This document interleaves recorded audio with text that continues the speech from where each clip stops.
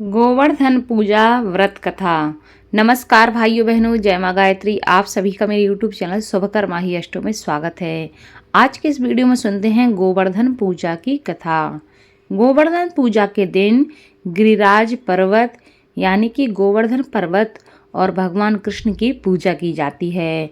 इस दिन को अन्नकूट पूजा भी कहा जाता है, क्योंकि इस दिन अन्नकूट का भोग लगाने की परंपरा पुराने समय से चली आ रही है।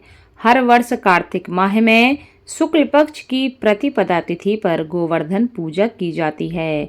इस साल प्रतिपदा तिथि 13 नवंबर दिन सोमवार को दोपहर 3 बजे से प्रारंभ होकर और 14 नवंबर दिन मंगलवार को दोपहर 2:36 तक है।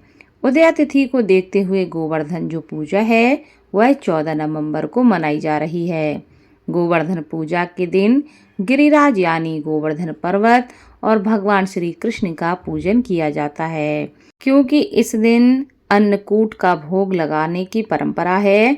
इस दिन घर के आंगन में गाय के गोबर से गोवर्धन पर्वत और पशुधन की आकृति बनाई जाती है और विधि विधान से पूजा की जाती है।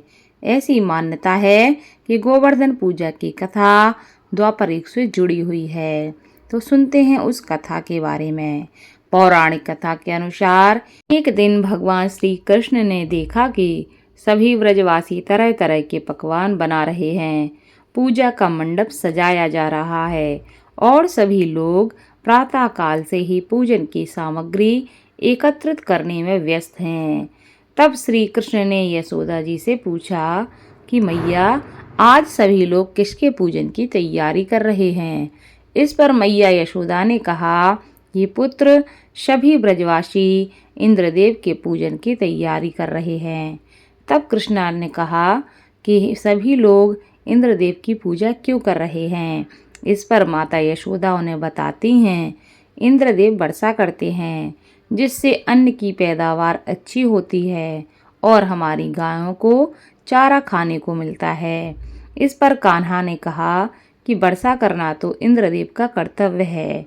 यदि पूजा करनी ही है तो हमें गोवर्धन पर्वत की करनी चाहिए, क्योंकि हमारी गायें तो वही चरती हैं और हमें फल फूल सब्जियां आदि भी गोवर्धन पर्वत से ही प्राप्त होती हैं।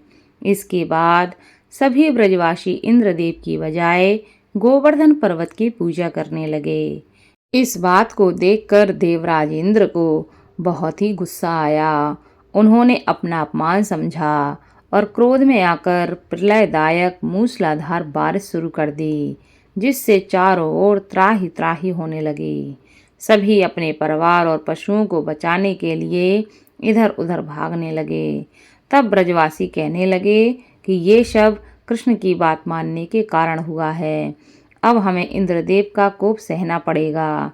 इसके बाद भगवान श्री कृष्ण ने इंद्रदेव का अहंकार दूर करने और सभी ब्रजवासियों की रक्षा करने के लिए गोवर्धन पर्वत को अपनी उंगली पर उठा लिया। तब सभी ब्रजवासियों ने गोवर्धन पर्वत के नीचे शरण ली। इसके बाद इंद्रदेव को अपनी भूल का एहसास हुआ और उन्होंने भगवान श्री कृष्ण से क्षमा याचना की। इसी के बाद से गोवर्धन पर्वत का पूजन आज के दिन से प्रारंभ हो गया। हर साल कार्तिक माह में शुक्ल पक्ष की प्रतिपदा तिथि पर गोवर्धन पूजा की जाने लगी, जो कि तब से लेकर आज तक परंपरा बनी हुई है और आज भी गोवर्धन पूजा की जाती है। बोलो भगवान श्री कृष्ण की जय।